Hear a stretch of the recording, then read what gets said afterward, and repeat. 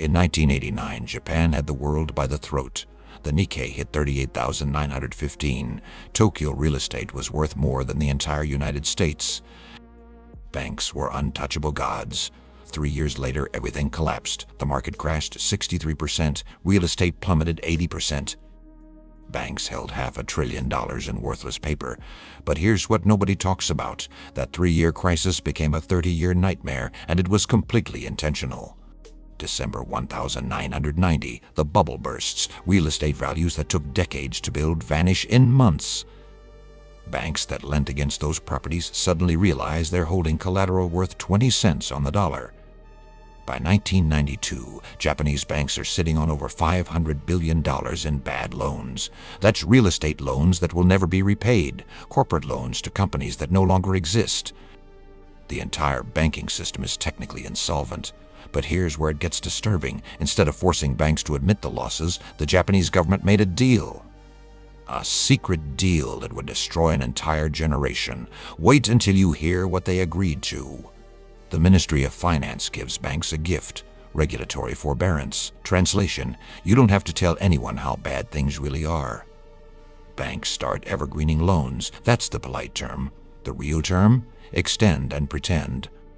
When a loan comes due and the borrower can't pay, just roll it over. Make it look current. Pretend everything's fine. By 1995, economists estimate Japanese banks are hiding $600 billion in non-performing loans. That's 12 times what they're reporting publicly. The entire system is built on a lie. But that's not even the crazy part. Because those banks still need to look like they're doing business. They can't just sit there with balance sheets full of dead loans. So they made a choice that would strangle innovation for 30 years. They kept dead companies alive. Here's how the system worked. Banks can't lend to new businesses because their balance sheets are full. They're maxed out on bad debt they can't write off, but they need to look active. They need to show loan growth. So they keep lending to companies that should be bankrupt. Construction firms with no projects. Retailers with no customers. Manufacturers with no demand. Economists start calling them zombie companies. Firms that can't cover their interest payments from profits. They're dead. They just don't know it yet. By 1998, research shows 15 to 30% of Japanese firms are zombies. And they're sucking up all the capital. New businesses can't get loans. Innovative ideas can't get funded. In a second, I'll show you why the government not only allowed this system, but actively defended it for decades. It's called the Iron Triangle, and once you see it, you'll understand everything. The Iron Triangle. Politicians need corporate donations to win elections. Corporations need bank loans to stay alive.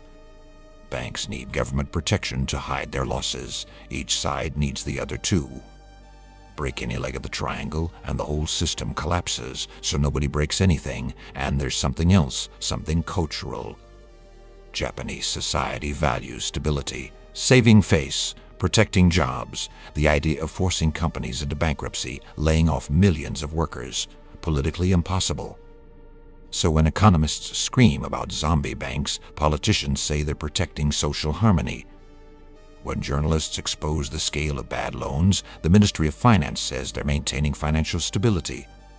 But here's the twist nobody talks about. The real cost wasn't the zombie banks or the zombie companies. The real cost was the lost generation, the entrepreneurs who never got funding. The innovations that never happened, the businesses that were never born. While America was funding the dot-com boom, Japan was funding zombies. By 2001, Japanese banks had over $1 trillion locked up in loans to companies that would never be productive again. That's $1 trillion that could have funded the next Sony, the next Toyota. Instead, it kept corpses breathing. And here's what makes it even worse. There was another way.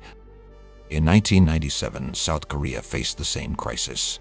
Their banks collapsed. Their corporations went bankrupt. But South Korea forced the cleanup. Bankrupt banks were shut down. Failed companies were liquidated. The pain was intense. Unemployment spiked to 8%. 2 years later, South Korea was growing again. 3 years later, they'd recovered everything. They chose quick pain over slow death. Japan chose differently. And 30 years later, a generation that grew up knowing only stagnation.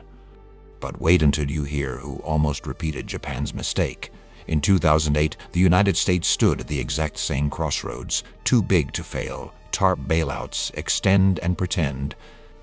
For a moment, America looked like it would choose Japan's path, and right now, in 2026, China is facing the exact same choice.